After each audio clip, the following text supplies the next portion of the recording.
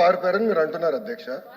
మీరు నాకు తెలిసినందుకు మీరు ఎమ్మెల్యే కాదనుకుంటప్పుడు చంద్రబాబు నాయుడు గారు హౌస్కి వచ్చారు, శాసనసభ సాక్షిగా నా తల్లిని అవమానించారు అధ్యక్ష. అది గుర్తుపెట్టుకోండి. మీరు గౌరవ సభతో వస్తున్నారు, మా తల్లిని అవమానించారు.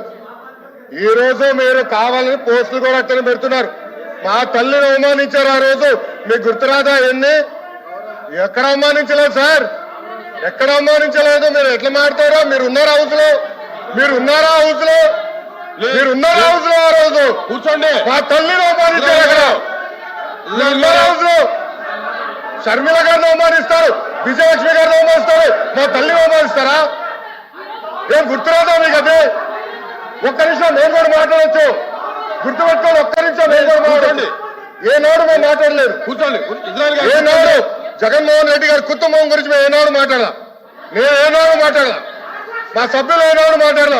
కూర్చోండి. శాసనసభ సాక్షిగా మా తల్లిని అవమానిస్తే కూర్చోమంటారా? కూర్చోమంటారా?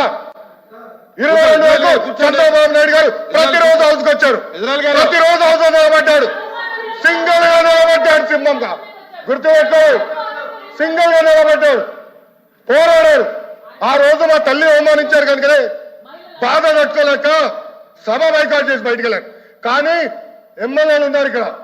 నిమ్మల రామారెడ్డి గారు వెళ్ళారు, స్వామి గారు ఉన్నారు, ఇతర గొట్టపాటి రవి గారు వెళ్ళారు.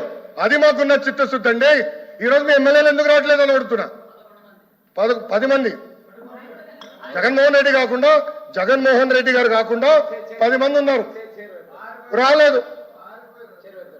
మా తల్లిని అవమానిస్తే నేను కూర్చోమంటారు? ఇంకా మాట్లాడతాం మేము?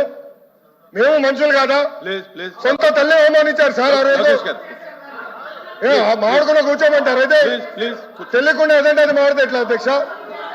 ఎందుకు ఆ రోజు బైకాట్ చేస్తారో మాకు తెలుసు. నేను అక్కడే కూర్చోండి. కూర్చోండి, కూర్చోండి ప్లీజ్ ప్లీజ్ ప్లీజ్. ఎల్ఓపి గారు